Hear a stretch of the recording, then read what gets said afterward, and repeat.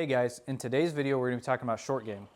This past summer I taught a ton of short game lessons, and the main theme that everyone came to me with was around the greens on these tight lies. They were chunking it, they said the leading edge, they were digging into the ground, or they were thinning it way over the green and just costing them tons of strokes. So today I'm going to explain why that was happening and how we're going to stop that.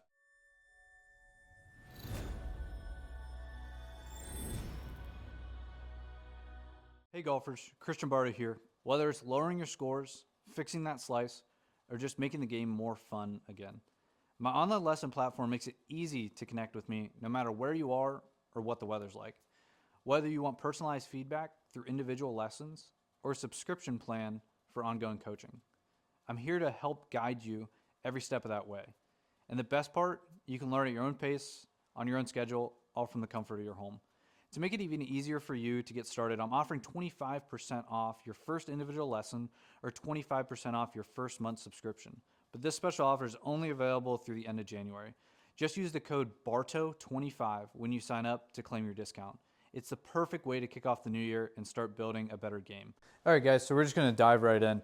So a very common thing was everyone said that the leading edge was digging on them and that it was the leading edge's fault and all these things.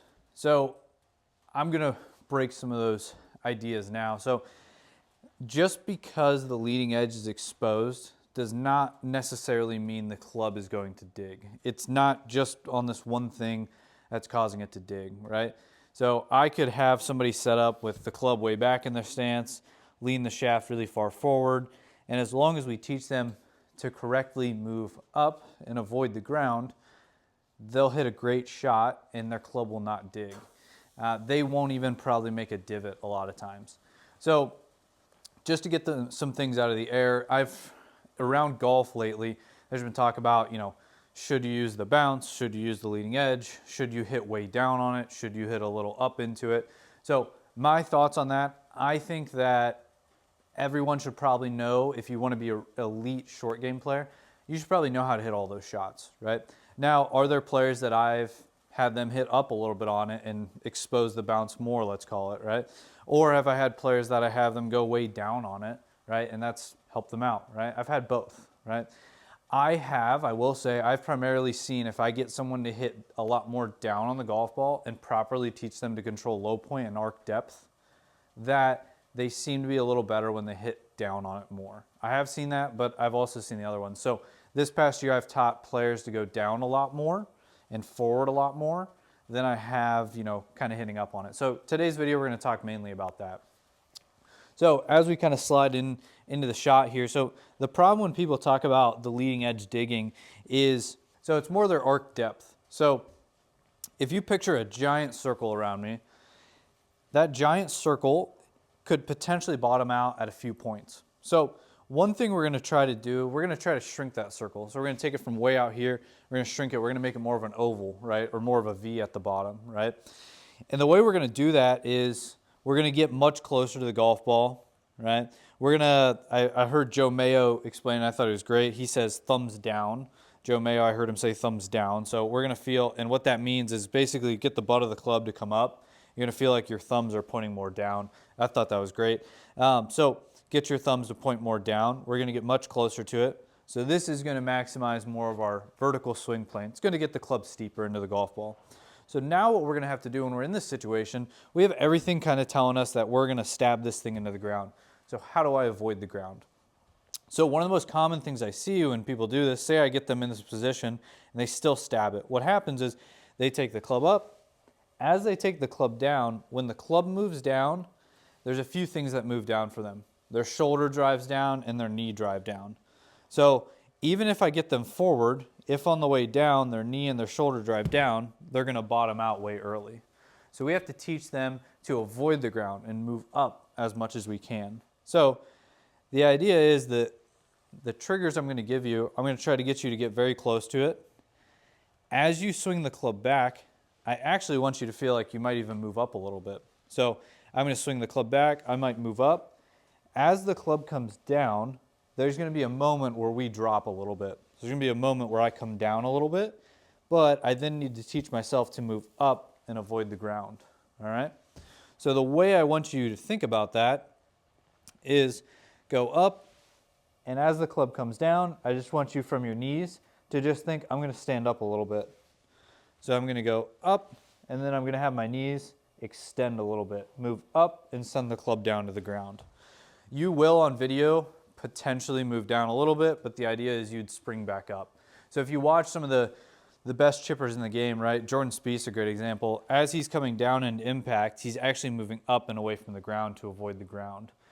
Now, I will say if you have the leading edge exposed and you move down, right, and you do not have any up, it will dig, right? But if I have the leading edge exposed, or the bounce exposed, sorry, and I move down and I hit way back here, I'm just going to bounce off the turf and skull the ball across the green. So we have to teach you to be able to control your arc depth. So the way we're going to do that, I actually want you to try and thin the majority of these shots. So we're going to get set up. We're going to get close to it. And all I want you to think about is as this club comes down, you're going to move your head, your knees. You're going to do everything you can to avoid the ground and potentially even just thin this shot. So we get real close. I'm going to go up, and then I'm going to move up and get away from it. So here, up, and away. So anything I can do not to flex and go down to the ground, right? So how are you going to practice this? So video is huge. So record yourself hitting this. You should start to see your head hopefully move up through impact and not down into the ground. The other thing is if you have a down the line camera, I want you to really watch what this right knee does. I want this right knee pushing towards the target this way. I do not want this right knee flexing towards the golf ball. If the right knee flexes towards the golf ball, the only way you're going to be able to avoid the ground is by pulling your arms like this or trying to fall backwards. So we need to get this right knee working more laterally or towards the target. All right, so how are we going to get the right knee to work more laterally as opposed to shifting out this way? In my previous video, I used this wedge drill. So we're going to put that ball to the side. I'm going to get set up. I'm going to place this wedge under the front part of my foot. So very important, I do not want it back here. If you actually put it back there, you probably flex more. I want it up towards the front of my toes. So I want this placed on the front portion of my foot, almost up by my toes. But from this camera angle, I want to be cutting it in half. I don't want to have my full foot on it. I want to cut it in half. From here, we kind of preset our pressure into the inside of our right foot. And then from there, it's almost as if we were making a throwing motion. As I step and throw, my momentum, and I'm going to push off this leg and carry myself this way. You wouldn't throw a ball by doing this, right? So as I wind up, I step, I apply pressure, I'm going to push off my right foot and throw this ball this way. So you can actually do a little preset. So we're going to set up, we're going to preset our pressure in, kind of preset to an impact position, and we're just going to try to get our knee, our right kneecap, to drive towards our left knee. So that's one drill, a super simple drill, to just immediately put your pressure more on the inside of your right foot and pushing that way. The other thing you can do, which I think is great if you can do it and you're outside, you just take a golf ball and you do the exact same thing. So the other thing you can do is just take a golf ball, and like I said in my previous video, push it into the ground, put your foot just on there. This one's a little more raised. It might help you get more pressure on the inside. And then from there, just move that right knee, move that right kneecap towards the left kneecap. I think one of the best things you can do is, even if you're hitting off mats, right, I want you to try and hit wedge shots, a 60-degree. You know, if you had a low bounce one, that'd be even better, right? Try to hit a 60-degree off of this mat without hitting the mat at all and trying to hit the ball as high as possible. So I'll say that again. Even off a mat, you could do this outside too. You could do this off pavement, right? What I want you to try and do is hit this ball as high as you can and do not hit the ground. So the way I'm going to do that, I'm going to set up. I'm probably going to get closer to it. As I come down with it, I'm going to make it my only objective to move up and away while I send this club down to the ground. So I'm going to get it set up. I'm going to try and hit this as high as I can without hitting the ground. So right there, I had no ground contact. I didn't touch the ground at all, and I hit the TrackMan screen pretty high up there. So try this drill. Try to get yourself pushing more in this direction. Try to control your arc depth. Okay, so let's also cover why you're thinning the ball and blasting it over the green, and you don't really have the issue with slamming into the ground. So it's actually rooted in the same issue, but you've had so much trauma from digging this thing into the ground for so long that you've actually taught yourself how to move away from the ground just in the wrong fashion. So the same drills I've given for the other part of this video applies to this, but I just want to be able to show you and have you understand why you're doing it. So as you take the club up to the top, as you start the club down, your right knee is flexing this way, your shoulder's dropping, the club's dropping, and then you understand that you need to avoid the ground or else you're going to slam it back there and the leading edge is going to dig.